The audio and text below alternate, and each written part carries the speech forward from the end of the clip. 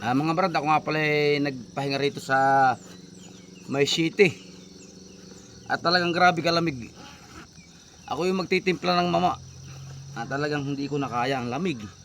Yeah, malamig dito mga brad. Parang pero hindi naman siya ulan.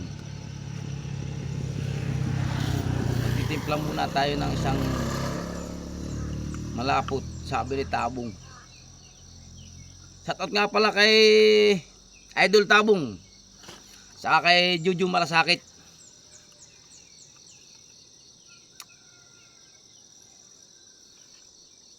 Dumayo si Idol Tabong doon sa aking anak, ay ako naman hindi nakapag-inom sa kanya.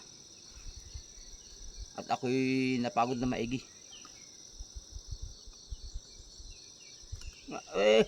Maigi ang pagkatimpla dito mga brad. Sakar ko lang ko para lang maalis ang aking pangatan ng aking lamig.